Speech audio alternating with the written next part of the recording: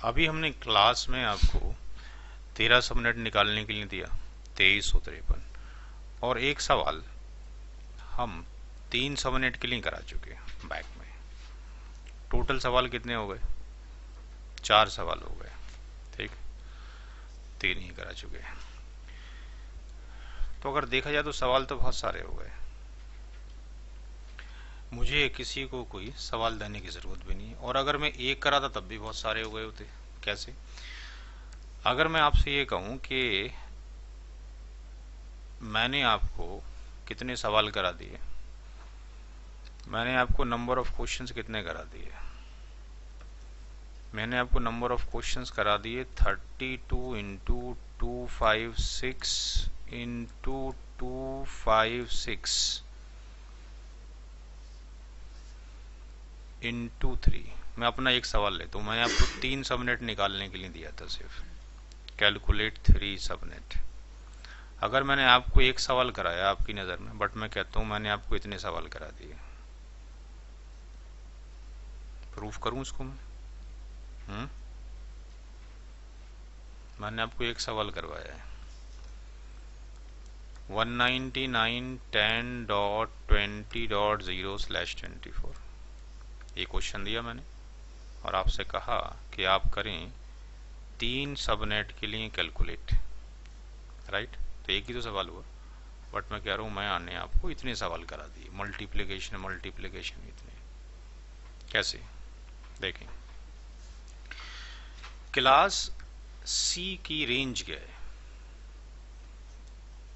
192 से लेकर 2 2 3। बड़े ध्यान से सुने इस चीज़ को, क्योंकि हमारे पास टाइम कम होता है और टाइम ही हमें सेव करना है अपनी लाइफ में। 0 to 255, 0 to 255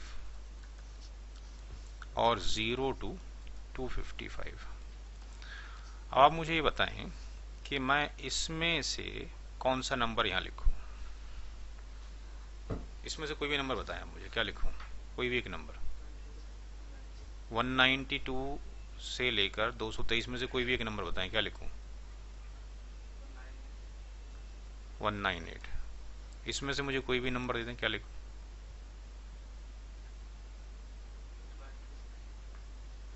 तीसरे वाले में से कोई नंबर दें, क्या लिखूं?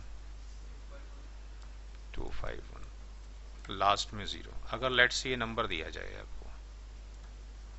और कहा जाए calculate 3 subnet ID, right?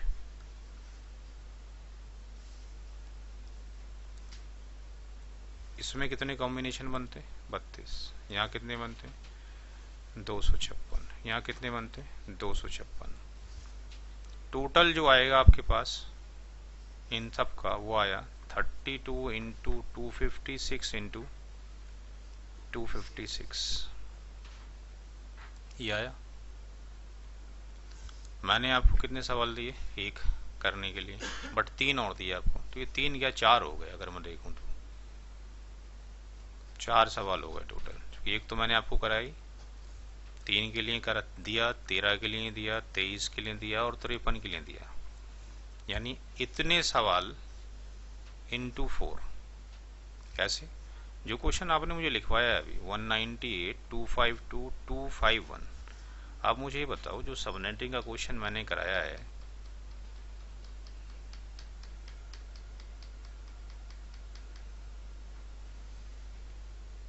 Step number 1 में चलते हैं। स्टेप नंबर 1 में आपके क्वेश्चन का कहीं नाम है जो आपने लिखवाया? अभी आपने क्वेश्चन लिखवाया हुआ है 198 डॉट कितना 252, कितना लिखवाया? .251 डॉट 0। इसका कहीं नाम है पहले क्वेश्चन में, पहली लाइन में? अच्छा, इसका कहीं नाम है जो सवाल दिया था? पहले स्टेप में कोई चेंज 3 सबनेट के लिए, दूसरे स्टेप में कोई चेंज, तीसरे में कोई चेंज, चौथे में कोई चेंज, पांचवें में कोई चेंज, 9। स्टेप नंबर 6 7 में कोई चेंज, 9। स्टेप नंबर 8 में कोई चेंज, 9। तो स्टेप नंबर 8 तक तो कोई चेंज ही नहीं है। स्टेप नंबर 9 क्या, वो तो सोल्यूशन है। तो अगर 3 सबनेट कहा जाए इसका, तो 3 सबनेट तो आप पहले से निकाल चुके हैं अभी कुछ देर पहले, तो इसका आंसर तो आपको फ़ौरन लिख देना चाहिए, कोई ज़रूरत ही नहीं है 3 सबनेट निकालना है। सर जी ठीक है निकालते हैं।